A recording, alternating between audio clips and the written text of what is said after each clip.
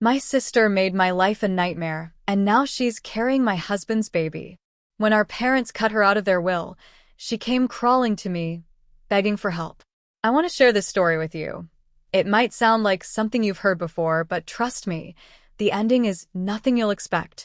My name's Anna, and for most of my life, I honestly believed I was the problem in my family. You know how some families always have that one kid who seems perfect, the one who can't do anything wrong? That was my younger sister, Sophie. And me? I was the one who somehow managed to mess up everything.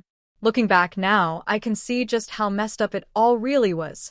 But when you're living in the middle of it, when it's your normal life, you don't stop to ask why your parents beam with pride at one kid and barely even notice the other. Sophie came along when I was 9 years old, and right from the beginning she was treated like some miracle gift. Maybe it was because she was the baby, or maybe it was those big green eyes and golden curls that made strangers stop my mom on the street just to gush over how beautiful she was. And me? I had plain brown hair, brown eyes, and a personality that was always too much. Too serious, too independent, too blunt. Never the kind of charm they seemed to want. Afternoons for me were spent hunched over homework at the kitchen table, while Sophie sat curled up in Dad's lap, watching cartoons. If I helped Mom with the dishes, Sophie was right there getting her nails painted or having her hair braided like a little doll. I learned early on that love in our house wasn't something freely given. It had to be earned, and even then it was scarce. So I threw myself into achievements. I became the responsible daughter, the straight-A student, the one who never asked for anything because I already knew the answer would be no.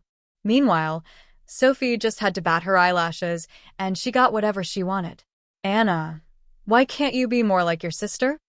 Mom would sigh any time I dared to ask for something. Sophie's so sweet and easygoing. Sweet. That's what everyone thought of her.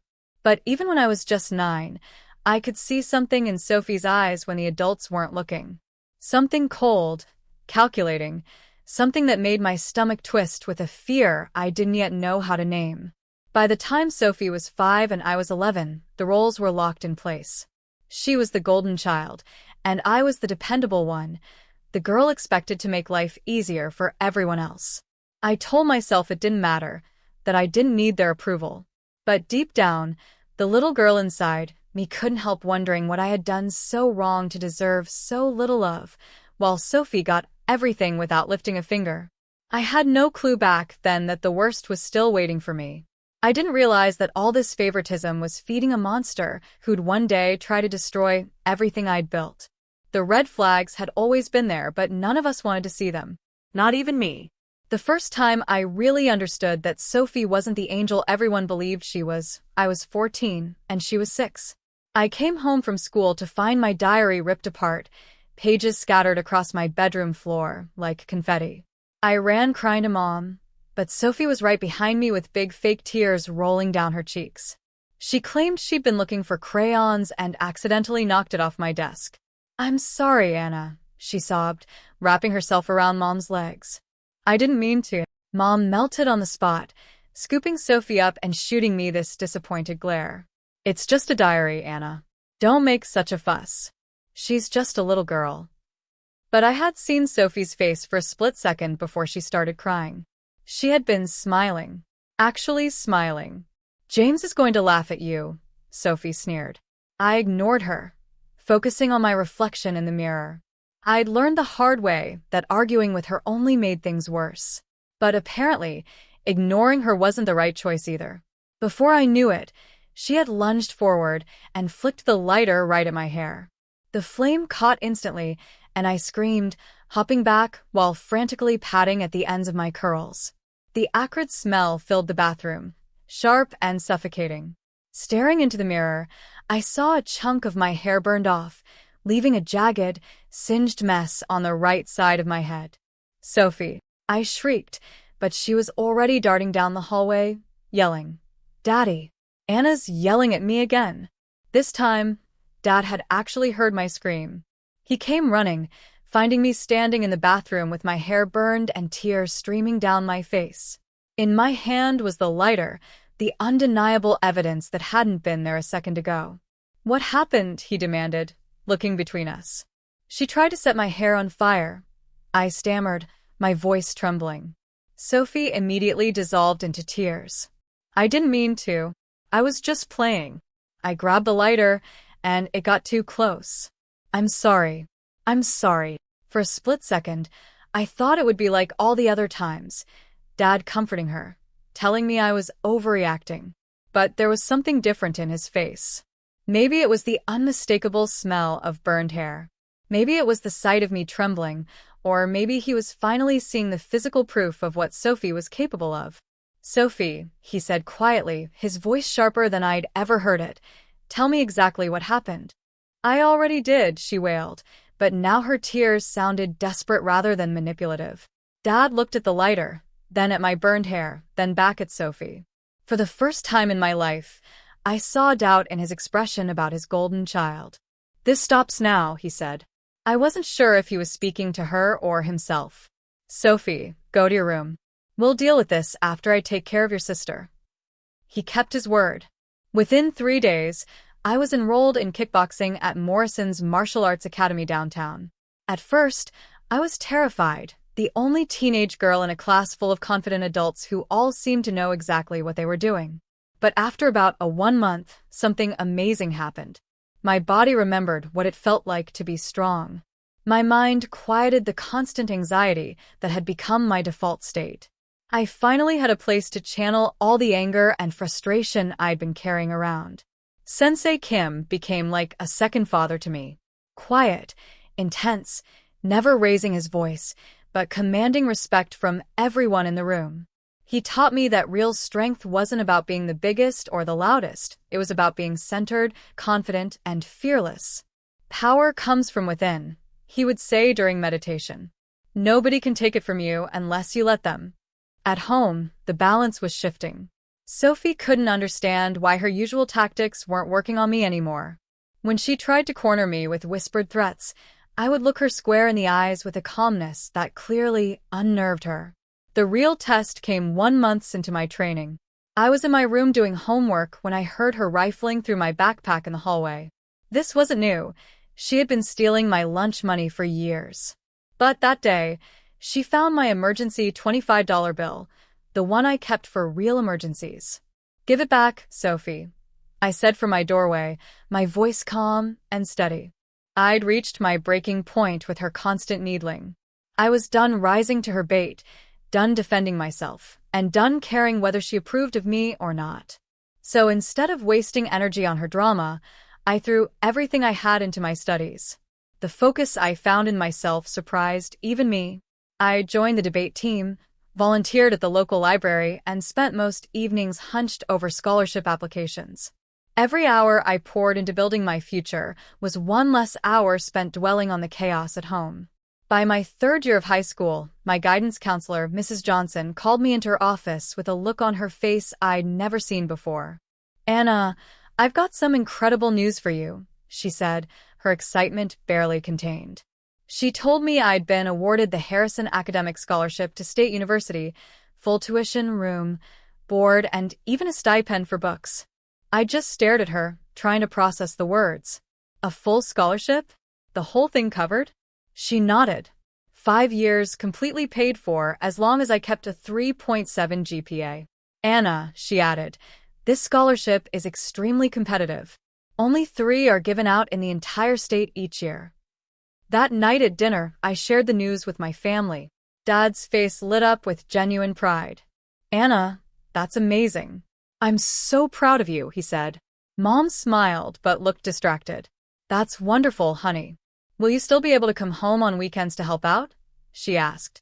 But it was Sophie's reaction that told me everything I needed to know. For a second, her carefully constructed mask slipped, and pure rage flashed across her face. Not sadness about me leaving, rage that I was succeeding. In 9 months, I'd be gone. Free. College felt like stepping into a completely different universe, where I could reinvent myself from scratch. Nobody at State knew about my messy family history or the years I'd spent as the scapegoat. For the first time in my life, I could just be Anna. I dove into campus life like someone making up for lost time. I joined the photography club, volunteered at the Women's Center, and for the first time, made real friends. Friends who liked me for me, not out of obligation. During my college, I met James at an advanced statistics study group. He was quiet, thoughtful, an engineering major with kind eyes and a smile that made my stomach flip every time.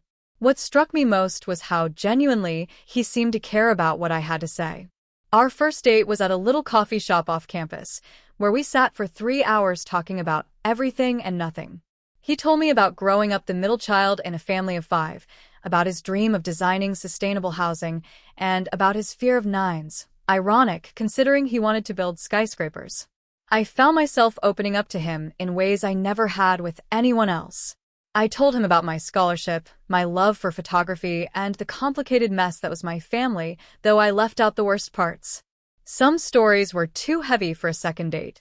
"You're different from the other girls I've met," he said, walking me back to my dorm. "You're so independent, so strong, like you really know who you are." Over the next few months, James and I became inseparable. He was patient and gentle in ways I wasn't used to, treating me like I was precious instead of a burden. When I mentioned my martial arts training, he didn't act threatened. Instead, he asked me to teach him some basic moves. But life has a way of blindsiding you. During the spring semester of my 3rd year of high school, I realized I was late. Not just a couple of days late, 1 full weeks, and the symptoms were impossible to ignore. The pregnancy test showed 1 pink lines that changed everything in an instant. I sat on my dorm room floor, staring at it, feeling my carefully built future start to crumble. I'd worked so hard to escape my chaotic family life, to build something stable and predictable. And now this. When I told James, I watched every emotion flicker across his face: shock, fear, worry, and finally determination. "We'll figure this out," he said, taking my hands in his. "Whatever you want to do, we'll figure it out together." "I don't even know what I want," I admitted. "I never planned for this to happen now." "I know," he said softly. "But Anna, I love you. I've been trying to tell you that for weeks. If you want to keep this baby, I want to do this with you. I want to marry you." The first betrayal happened when Sophia was 6 months old. I found the text messages on James's phone completely by accident. I'd grab his phone instead of mine when Sophia's pediatrician called, and a notification popped up that froze my blood. "Last night was incredible. When can I see you again? Clara." I stood there in our tiny kitchen holding our fussy baby, staring at the words that shattered my world. Clara was a girl from his engineering program, someone he'd mentioned a few times as just a study partner. When James came home that night, I was sitting at our little dining table with his phone placed in the center like evidence in a courtroom. "We need to talk," I said, and something in my voice made him go pale. He didn't even try to deny it. To his credit, he sat down across from me, put his head in his hands, and told me everything. It had been going on for 4 weeks. He was stressed about money, about school, about being a young father, and she'd been there, offering an escape from the responsibility. "It meant nothing," he said through tears. "Anna, I swear, it meant absolutely nothing. I love you. I love Sophia. I never wanted this to happen." I wanted to scream at him. I wanted to throw something. I wanted to grab Sophia and walk out that door and never look back. But I also knew what single parenthood would mean: dropping out of school, giving up my career plans, maybe even moving back home into the toxic environment I'd fought so hard to escape. So I made a choice I'm still not sure was right or wrong. I chose to forgive him. "This never happens again," I said, my voice steady despite the earthquake inside me. "Not ever. If you want to leave, leave now. But if you stay, you're choosing this family completely." He promised. He swore. He even went to counseling. James had done everything right for a while. He deleted his social media accounts, switched study groups, and kept his distance for the next 1 year. But of course, nothing lasts forever. Sophia was nearly 3 when I discovered the second affair. This time, it wasn't a random college friend. It was his supervisor at his new job. She was 8 years older and had been mentoring him. I found out the worst way possible. She called our house at midnight, drunk and crying, begging him to leave me for her. "Anna, I can explain," he said when I confronted him. But this time, his explanations felt rehearsed, like lines from a play he'd practiced. My anger burned hotter than before. I didn't want excuses anymore. How am I supposed to trust you again? How can I believe a word you say? I asked. Because I'll prove it to you, he said desperately. However long it takes, I'll prove that you and Sophia are everything to me. And once again, I chose to stay. Once again, I clung to the hope that we could rebuild what had been broken. Maybe I was naive. Or maybe I was just terrified of raising a child on my own, struggling to make ends meet. The third confession came on an autumn day on Monday, 9 years into our marriage. I was loading the dishwasher after Sophia's bedtime when James, who had been acting strange for weeks, distracted, guilty, flinching at every phone buzz, finally said it. "Anna, we need to talk." Those words froze me. I'd heard them before in this exact context, and my stomach dropped. I dried my hands slowly, bracing myself for another confession about some coworker or college friend. But when I turned to face him, James looked more destroyed than I'd ever seen. "Sit down," he said. "Just tell me," I said, my voice steadier than I felt. "Who is it this time?" The pause that followed stretched forever. When he finally spoke, it was barely above a whisper. "It's Sophie." For a moment, my brain refused to process the words. "What do you mean it's Sophie, your sister?" "Anna, I'm so sorry. I never meant for this to happen. I never wanted to hurt you like this," he stammered. The kitchen seemed to tilt beneath me. "My own sister," he went on, his words tumbling out like a practice speech that started 5 months ago when she visited for Christmas. She was having a hard time. We were just talking, and somehow it happened. 1 month. I felt it hit me physically. 1 month. All the family dinners. All the hugs, the smiles, the pretend care. And behind it all, she was sleeping with my husband. James was crying now. Ugly, desperate tears that didn't move me in the slightest. "There's more," he whispered. I laughed, a harsh, bitter laugh. "More? What more could there possibly be, James?" "She's pregnant," he admitted. The world stopped spinning. My heart shattered into pieces, so small I knew they'd never be put back together. "Pregnant," I repeated, my voice eerily calm. "We don't know. We're not even sure if it's yours." She had been seeing someone else at the same time. But James insisted the timing could mean the baby was his. I stared at the man I had built my life around, the father of my daughter, the one I'd forgiven twice before, and realized something chilling. All the apologies, counseling sessions, and promises had been lies. He hadn't been sorry for betraying me. He was sorry he got caught. "Get out," I said quietly. It took me 4 weeks to work up the courage to call my parents. For weeks of telling Sophia that Daddy was on a long business trip.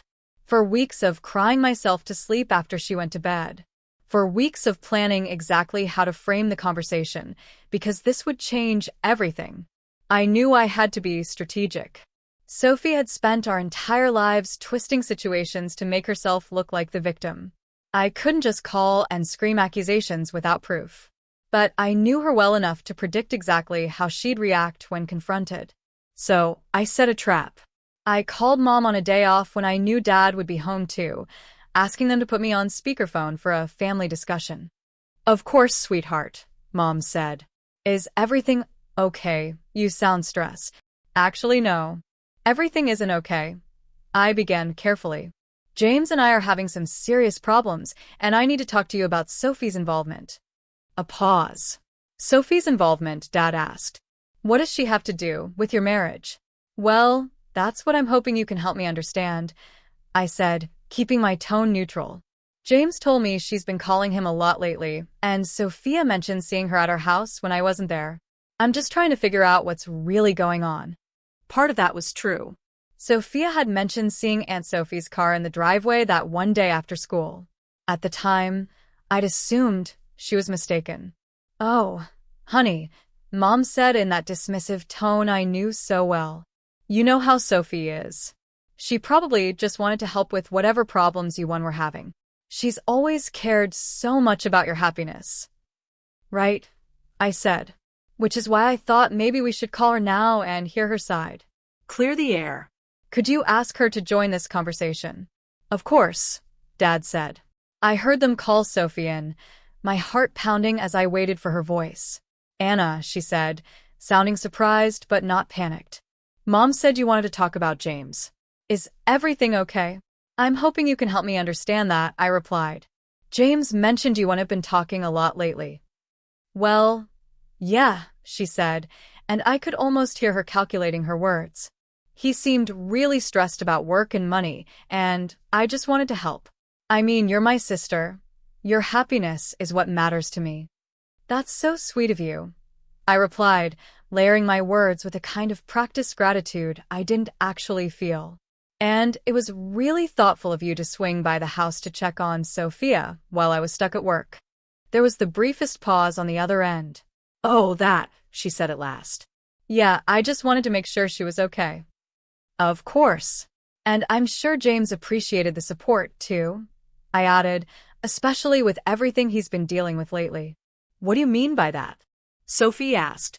Her tone sharpened, just slightly. The aftermath of that phone call hit like a storm.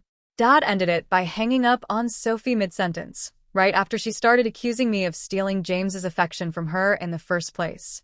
Within an hour, my phone rang again. It was Dad, and for the first time in my life his voice was unsteady. Anna, I need you to know how sorry I am, he said quietly. For everything. For not protecting you when you were kids. For not seeing who she really was. For letting this happen to your family. The changes that followed came faster than I ever imagined. By the end of the week, my parents had sat down with their estate attorney and completely rewritten their will. Sophie's inheritance, her trust fund, her emergency credit card privileges, every last one of them was gone. We should have done this years ago, Mom admitted one afternoon as we sat at my kitchen table. Sophia was outside playing in the backyard, oblivious. We enabled her. We kept bailing her out, making excuses, smoothing everything over. We created this monster ourselves. Meanwhile, I had filed for divorce and included a demand for a paternity test in the proceedings. James's lawyer argued it was too soon since the baby hadn't even been born yet. But my attorney didn't back down. We need to establish paternity for child support and custody purposes, she told the judge firmly.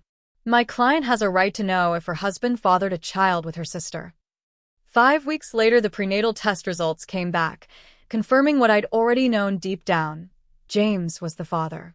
Seeing it on paper felt like a knife twisting all over again, but at least it gave me clarity. It meant I could finally move forward. James tried reaching out several times during that period, sending long, heartfelt emails about how sorry he was and how he wanted to make things right. I forwarded them all straight to my lawyer, never reading more than the first line or one. There was nothing he could say that would undo what he'd done, or who he'd done it with. The divorce itself was messy, but straightforward. James didn't fight me on custody. He'd have Sophia every other weekend and one evening a week. He didn't contest the house. I'd keep it and refinance it in my name. He didn't argue over alimony. He'd pay monthly until Sophia turned 19. The only thing he fought me on was his relationship with Sophie. It's complicated, Anna, he said during one of our rare in-person meetings at the lawyer's office. She's carrying my child.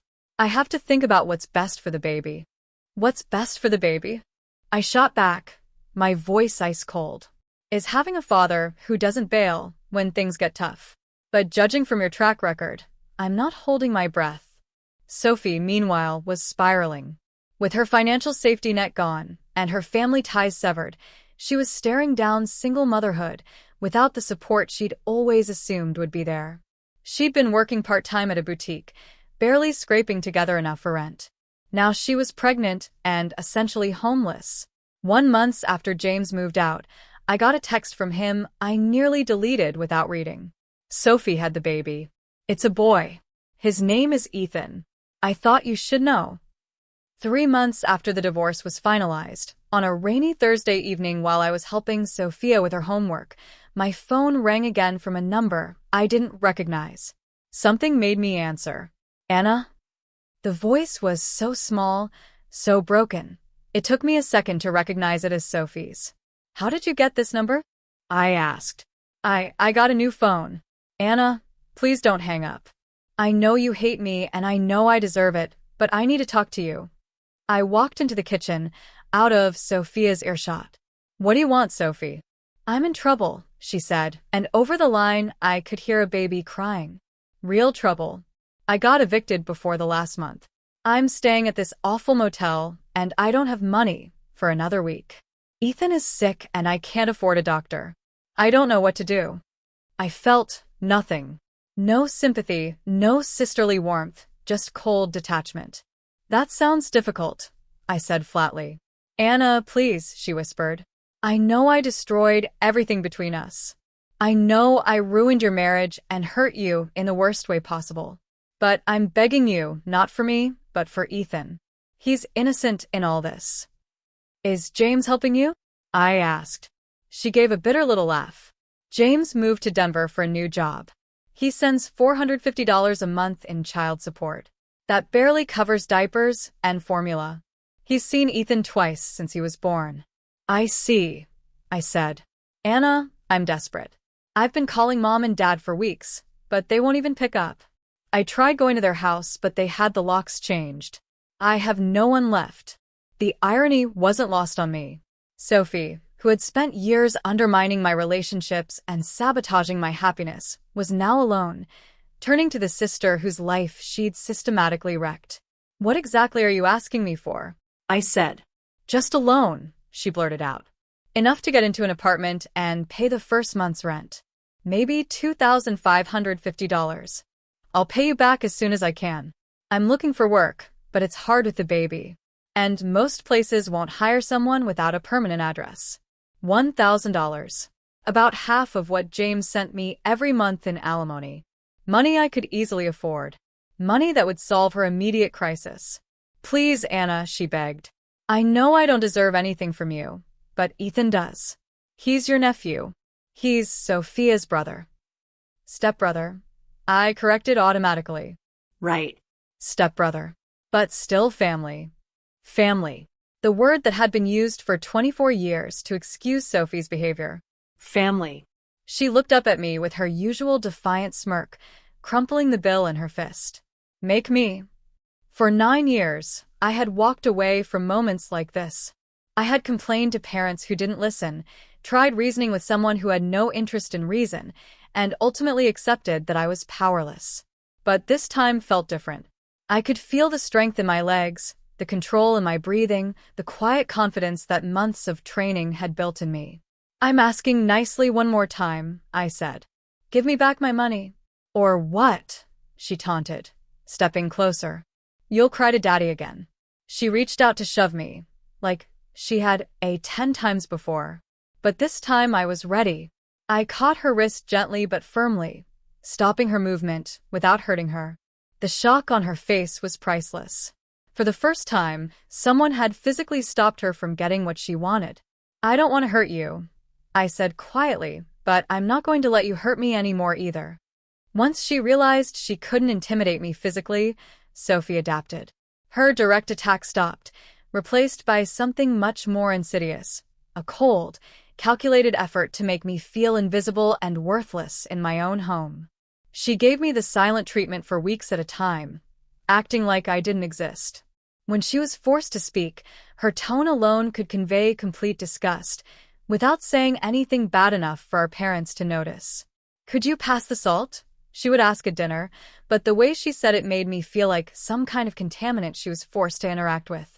She became a master at backhanded compliments delivered in front of our parents. Anna's so lucky she doesn't care how she looks, she would say sweetly. I wish I could be confident even being plain. Mom would laugh and ruffle her hair. You're terrible, she'd say fondly, like it was cute instead of cruel. But here's the thing about bullies who can't break you anymore. They lose their power. And when that happens, everyone around can see their desperation. That was the start of the real torment. She'd sneak through my backpack, sometimes taking my homework, sometimes tossing my lunch. If I complained, she'd deny everything with such wide-eyed innocence that even I started doubting myself. Maybe you forgot to pack it, Mom would suggest. You've been so scatterbrained lately. The food sabotage was the worst. Sophie figured out I was lactose intolerant before I even knew what it was. She'd slip milk into my juice or sneak cheese into my sandwiches, then sit back and watch me curl up in pain. "Poor Anna is sick again," she'd announce in her syrupy voice to anyone who'd listen. My stuff slowly became collateral damage in her little war. My favorite sweater would end up with holes. Books vanished right before big tests. My alarm clock would get unplugged, so I overslept and caught hell for being late. And no matter what happened, Sophie always looked innocent while I looked careless. She didn't stop there. She weaponized other kids against me too. She had this gift for manipulation that was terrifying in someone so young. She'd whisper to classmates that I'd said nasty things about them, or share embarrassing details she'd overheard at home. Soon enough, I was the weird girl with no friends, the one with family problems. "Why don't you have friends over anymore?" Dad asked me one day, and I wanted to scream the truth, that his precious daughter had single-handedly destroyed every friendship I tried to have. Instead, I just shrugged and muttered, "I'd rather study." "See," Mom chimed in, like she'd been proven right all along. "Anna's always been antisocial. Sophie makes friends everywhere she goes." Of course Sophie did. She always did. But behind closed doors, when it was just us, Sophie would corner me and whisper things that made my blood run cold. "Nobody likes you," she'd hiss with that sweet smile.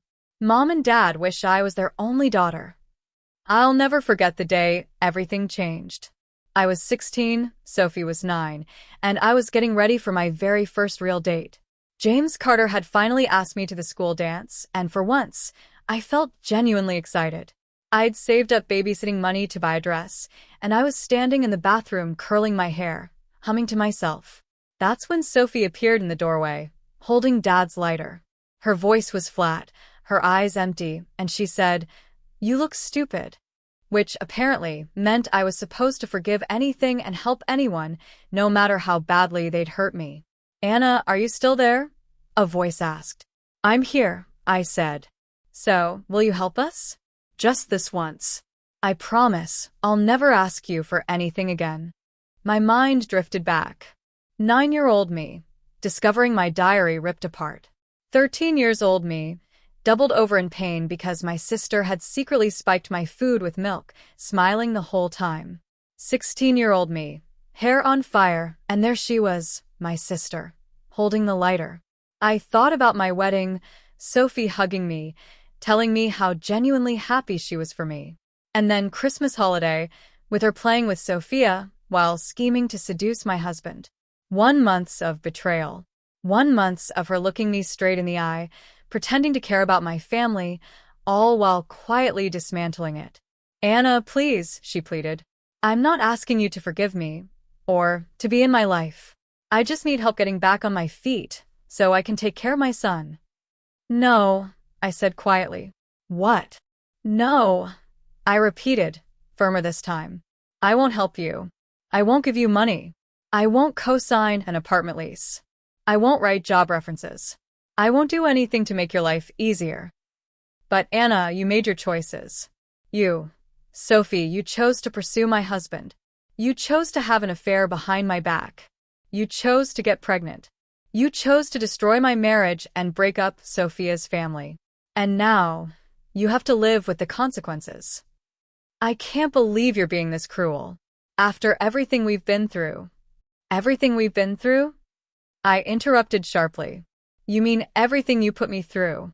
25 years of psychological torment, all culminating in you sleeping with my husband and having his baby.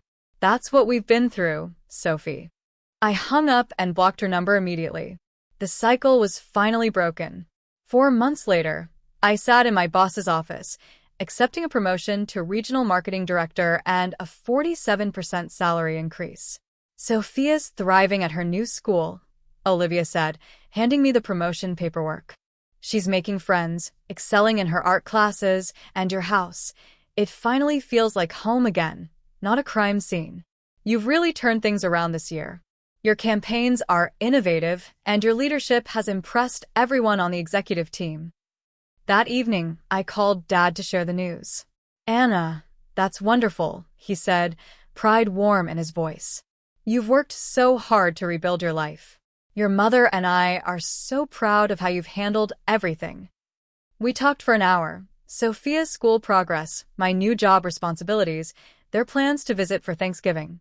It felt normal, having a genuine relationship with my parents for the first time since childhood. I didn't ask about Sophie, and Dad didn't offer anything. Later that week, I ran into Mrs. Wilson at the grocery store. She'd always been friendly when James and I lived on Maple Street. Anna, how are you doing? I heard about the divorce. I'm so sorry. Thank you, Mrs. Carter. We're doing well. Actually, better than well, I said. She smiled. Good for you, then lowered her voice like she was sharing a secret. I don't know if you've heard, but your sister's in those garden apartments on Oak Street now, the subsidized ones. I see her sometimes at the bus stop with a baby. She looks rough. I felt a flicker, not satisfaction exactly, but a sense of cosmic justice. I hope she's getting the help she needs, I said, keeping it polite. That night, after Sophia was asleep, I sat in my living room, in my house, in the life I'd built and rebuilt and finally reclaimed, and reflected on how far I'd come.